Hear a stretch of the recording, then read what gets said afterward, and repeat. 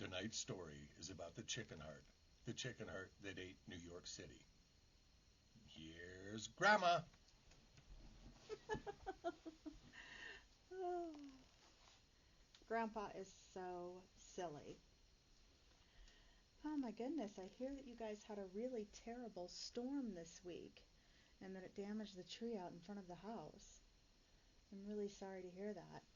But your mom said that you were all very, very brave. So, are you ready to get back to how to train your dragon?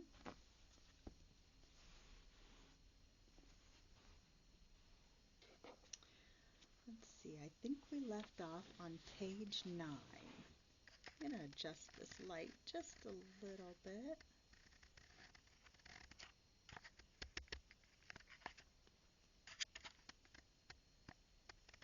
There we go. Okay.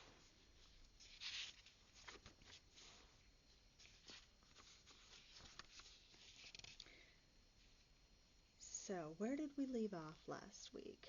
I believe Hiccup was getting ready to go and get his very first dragon. Okay. Let's see. In the unlikely event that you do wake the dragons, and you would have to be idiotically stupid to do so, run like thunder for the entrance to the cave. Dragons do not like cold weather, and the snow will probably stop them in their tracks. Probably, thought Hiccup. Oh well, that's reassuring. I suggest that you spend a little time choosing your dragon. It is important to get one the correct size. This will be the dragon that hunts fish for you and pulls down deer for you. You will catch the dragon that will carry you into battle later on when you are much older and a warrior of the tribe. But nonetheless, you want an impressive animal, so a rough guide would be, choose the biggest creature that will fit into your basket. Don't linger for too long in there. Linger, thought Hiccup, in a cave full of 3,000 sleeping dragons? I need not tell you, Gobber continued cheerfully, that if you return to this spot without a dragon, it is hardly worth coming back at all. Anybody who fails this task will be put into immediate exile. The Hairy Hooligan tribe has no use for failures. Only the strong can belong. Unhappily, Hiccup looked round at the distant horizon. Nothing but snow and sea as far as the eye could see. Exile didn't look too promising either. Right, said Gobber briskly. Each boy take a basket to put their dragon in, and we'll get going. The boys rushed to get their baskets, chattering happily and excitedly. I'm going to get one of those monstrous nightmare ones with the extra extendable claws. They're really scary, boasted Snout-Lout. Oh, shut up, Snot-Lout. You can't, said Speedy Fist. Only Hiccup can have a monstrous nightmare. You have to be the son of a chief. Hiccup's father was Stoic the Vast, the fearsome chief of the Hairy Hooligan tribe. Hiccup, sneered Not-Lout. Bleh, Grandma's having trouble reading today, isn't she? If he's as useless as he is at Bashyball, we'll be lucky if he even gets one of the basic browns. The basic brown was the most common type of dragon, a serviceable beast, but without much glamour. "Shut up and get in a line, you miserable tadpoles!" yelled Gobber the Belch. The boys scrambled into their places, baskets on their backs, and stood to attention. Gobber walked along the line, lighting the torch that each boy held in front of him from the great flare in his hand. In half an hour's time you will be a Viking warrior with your faithful serpent at your side. This is about the common or garden and basic brown. The common or garden and basic brown are so similar that they can be dealt with together. These are the most familiar breeds, the ones we instantly think of when we say dragons. They are poor hunters, but they are easy to train. These dragons are the best kind for family pets, although, as with a lion or a tiger, they should never be left unsupervised with very young children. Statistics. Colors: green and yellow, all shades of brown. Armed with basic teeth and claws, prickly spines, no radar, no poison. Their hunting ability, lethargic hunters. Swift in retreat, and good when angry.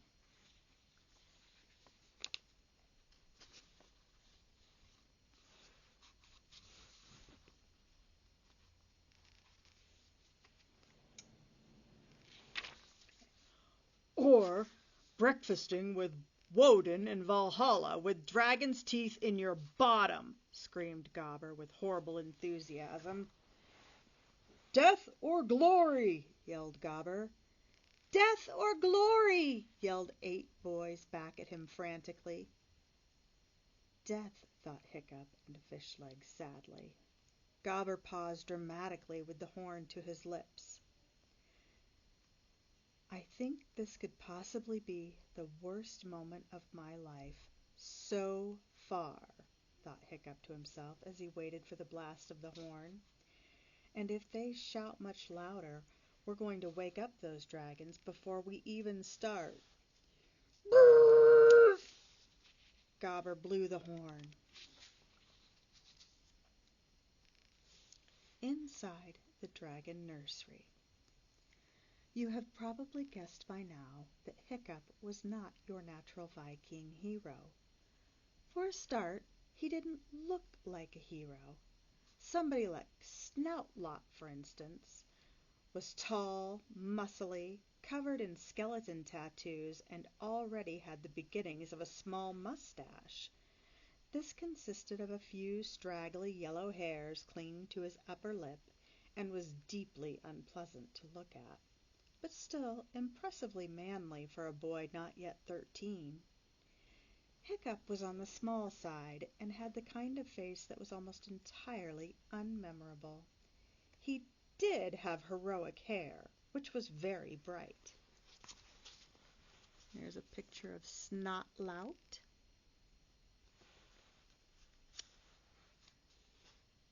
And Dog's Breath, the Bubrain.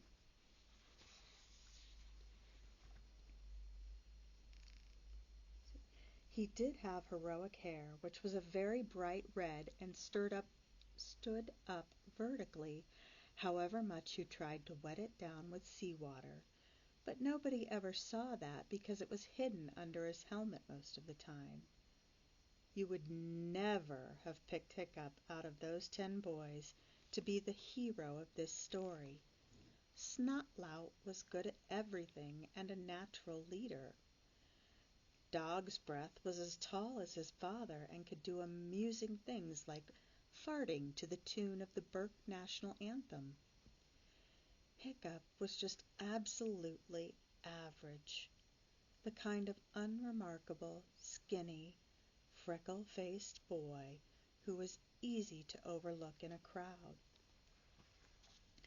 So when Gobber blew the horn and moved out of sight to find a comfortable rock to sit on and eat his mussel and tomato sandwich, Snotlout pushed Hiccup out of the way and took charge. "Okay, listen up, boys," he whispered in a menacing fashion. "I'm in charge, and I'm not the useless. And anybody who objects gets a knuckle sandwich from Dog's Breath, the Bubrain." "Ugh," grunted Dog's Breath, pounding his fists together in happy excitement.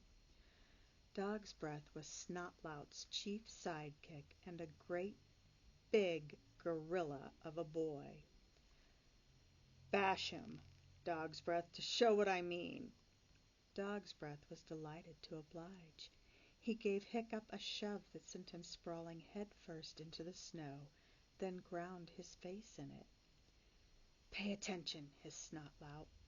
The boys dragged their eyes away from Dog's Breath and Hiccup and paid attention. "Rope yourselves together. The best climber should go first."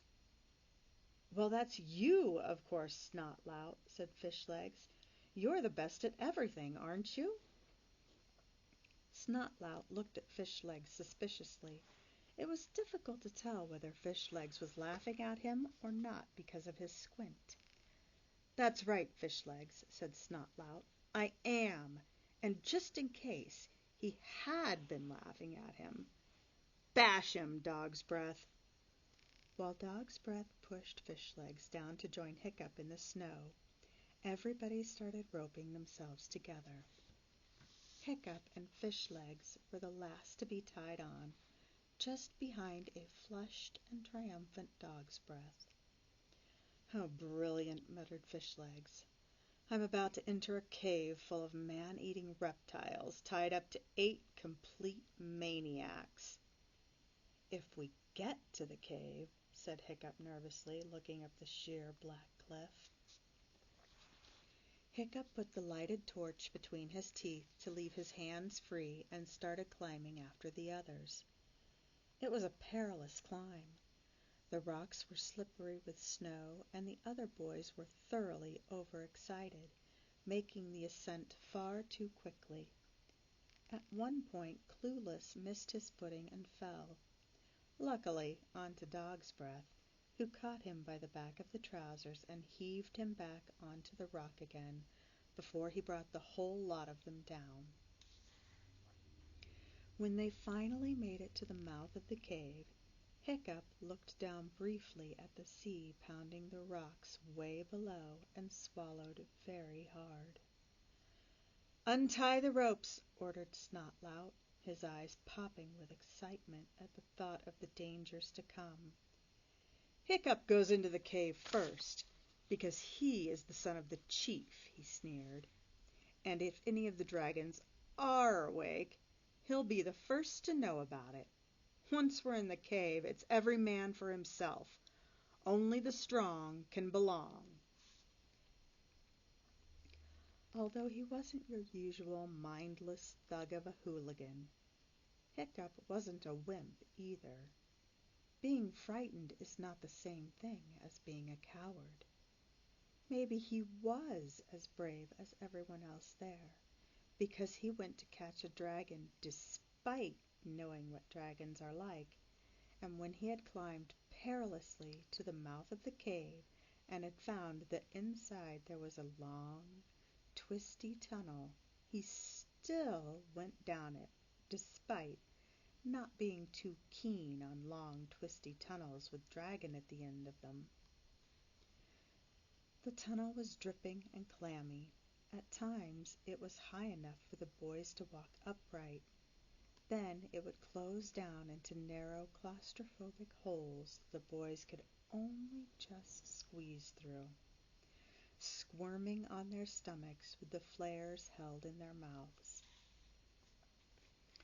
After 10 long minutes of walking and crawling into the heart of the cliff, the stench of dragon, a salty stink of seaweed and old mackerel heads, got stronger and stronger until finally it became unbearable and the tunnel opened out into an enormous cavern.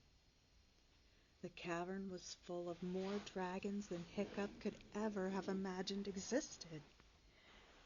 There were every possible color and size, and they included all the species that Hiccup had heard of and quite a few more that he hadn't.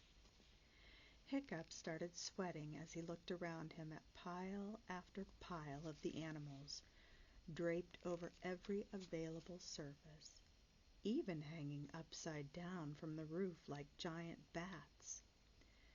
They were all fast asleep and most of them were snoring in unison. This was a sound so loud and so deep that it seemed to penetrate right into Hiccup's body and vibrate around his soft insides, churning his stomach and bowels and forcing his heart to beat at the same slow dragon pulse. If one, just one, of these countless creatures were to wake up, it would raise the alarm to the others, and the boys would meet a horrible death. Hiccup had once seen a deer that had wandered too close to Wild Dragon Cliff torn to pieces in a matter of minutes. Hiccup closed his eyes. "I will not think about it," he said to himself. "I will not."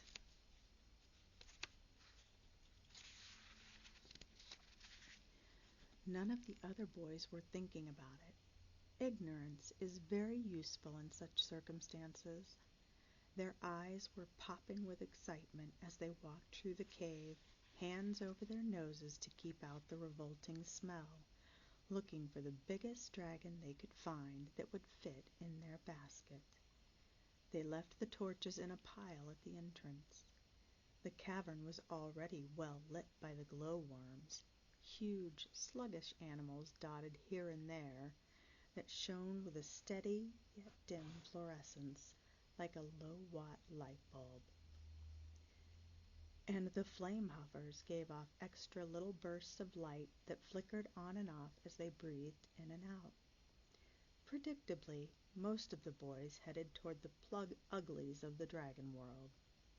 Snotlout made a big fuss about grabbing a vicious-looking, monstrous nightmare, smiling nastily at Hiccup as he did so. Snotlout was the son of Baggy Bum the Beer-Belly, Stoic the Vast's younger brother. He was intending to get rid of Hiccup sometime in the future so that he, Snotlout, would become chief of the Hairy Hooligan tribe, and a gruesome and terrifying chief, as Snotlout meant to be, would need a properly awesome dragon. Warty Hog and Dog's Breath got into a loudly whispered fight over a Grunkle, a heavily armored brute with fangs like kitchen knives sticking out in such numbers that it couldn't keep its mouth shut. Dog's Breath won, then managed to drop it as he was trying to bundle it into his basket. The weaponry of the beast made a horribly loud clatter as it landed on the floor of the cavern. The Grunkle opened its evil crocodile eyes. Everybody held their breath. The Grunkle stared ahead. It was difficult to tell from its blank expression whether it was awake or fast asleep. Hiccup realized in an agony of suspense that the gossamer thin third eyelid was still down, and there it stayed for a few heart-stopping moments until it slowly closed its upper eyelids again. Amazingly, not one of the other dragons woke up. A few grumbled groggily before making themselves comfy again, but most were in such a stupor that they barely even stirred. Hiccup let out his breath. Whew! Maybe these dragons were so dead to the world that nothing would wake them from their slumber. He swallowed hard, muttered a prayer to Loki, the patron saint of sneaky exploits, and edged forward cautiously to grab the most unconscious-looking dragon so he could get out of this nightmare as fast as possible. It is a little-known fact that dragons grow colder the deeper they sleep. It is even possible for dragons to go into a sleep coma in which they are icy cold with no obvious pulse or breath or heartbeat. They can stay in this state for centuries, and only a highly skilled expert can tell from looking at them if they are alive or dead. But a dragon who is awake or lightly sleeping is very warm indeed, like bread that has just come out of the oven. Hiccup found one that was about the right size and fairly cool to the touch, and maneuvered it into his basket as quickly and carefully as he could. It was a very basic brown, but at that moment Hiccup could not have cared less. Even though it was barely half grown, it was surprisingly heavy.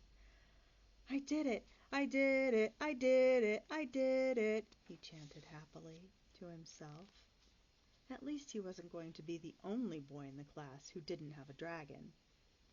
Everybody seemed to have gotten themselves one by now, and they were all making their way quietly toward the exit. Everybody, that was, except for Fishlegs, who was already covered in a bright red, itchy rash, and was at that very moment approaching a pile of naughtily entangled natters on very loud tiptoes. Fishlegs was even worse at burglary than Dog's Breath. Hiccup stopped dead in his tracks. "Don't do it, Fishlegs. Please don't do it," he whispered. But Fishlegs was fed up with Snotlout's taunting and of being sneered at and jeered at.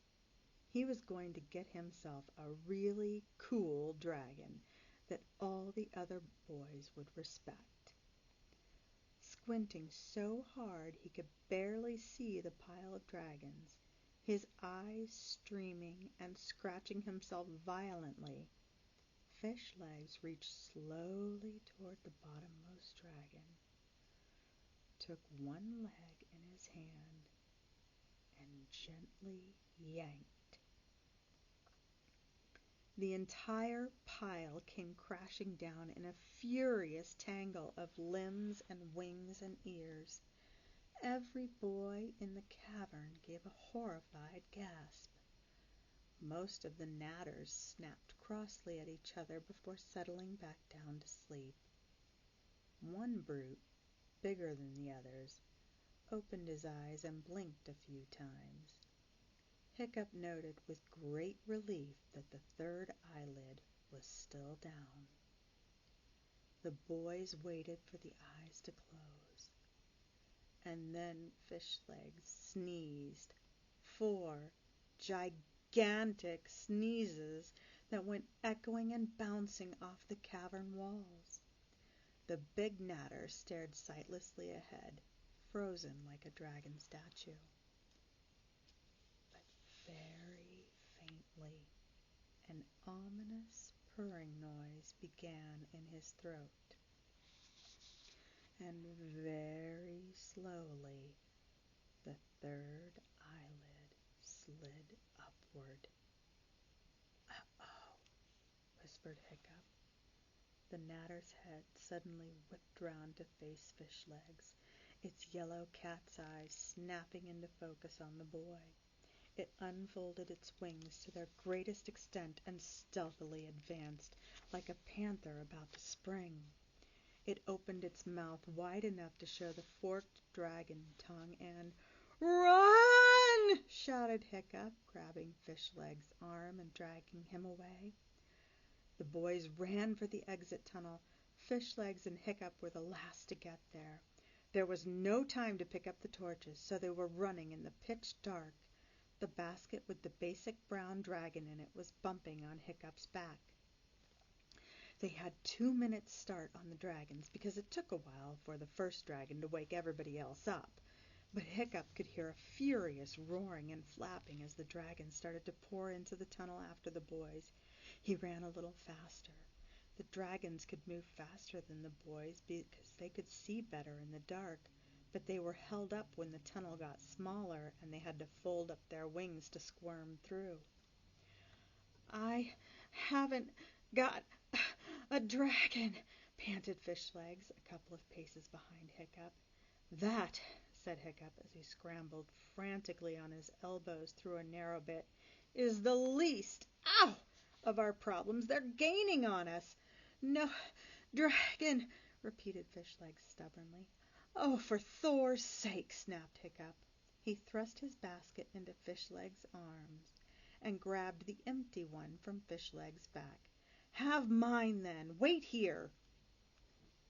And Hiccup turned and went back through the narrow bit, even though the roaring was getting louder and closer by the second. What are you doing? Screamed Fishlegs, frantically dancing up and down on the spot. Hiccup came back through the hole again, precious moments later. Fishlegs grabbed a hold of an arm to help haul him through. They could hear a horrible snuffling that sounded as if the nose of a dragon had entered the other end of the hole. Hiccup bunged a rock at it, and it squealed indignantly. They turned a corner, and suddenly they could see light from outside at the end of the final tunnel. Fishlegs went first, but just as Hiccup was kneeling down to follow, a dragon pounced on him with a flap and a shriek. Hiccup hit it, and it fell back enough for him to crawl toward the light. Another dragon, or maybe the same one, sank its fangs into Hiccup's calf. He was so desperate to get out, he dragged the animal through with him. As soon as Hiccup's head and shoulders were through into the light, there was Gobber. He grabbed Hiccup under the armpits and hauled him out, dragons pouring after him. Jump! Yelled Gobber, as he stunned a dragon with one blow of his mighty fist. What do you mean, jump? Hiccup hesitated as he looked down at the dizzying drop into the sea. No time to climb down, panted Gobber, banging a couple of dragons' heads together and bouncing 3 more off his gigantic belly. Jump! Hiccup closed his eyes and leaped off the cliff. As he plunged through the air, the dragon that was attached to his leg released its jaws with a squawk of alarm and flew off. Hiccup was traveling at such speed by the time he hit the water that it didn't feel like water at all, more like something hard and painful and so cold that he nearly passed out. He spluttered to the surface, amazed to find that he didn't appear to be dead, and was immediately drenched by the gigantic splash of Gobber the Belch, landing a couple of feet away from him. Shrieking furiously, the dragon swarmed out of the cave and dive-bombed the floating Vikings. Hiccup pulled his helmet as far down as it would go. There were horrible scraping sounds as dragons' talons raked across the metal. Another one landed hissing on the water right in front of Hiccup's face.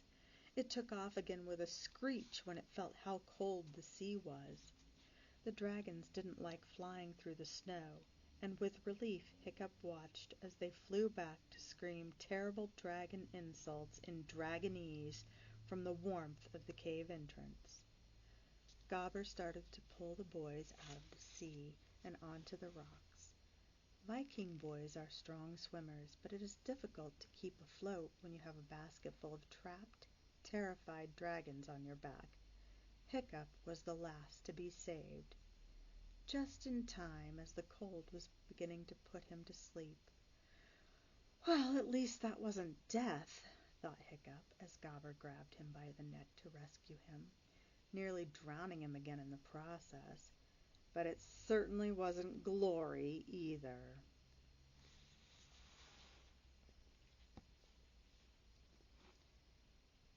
Night, guys. Sleep tight. And remember how much you are loved and how amazing you are.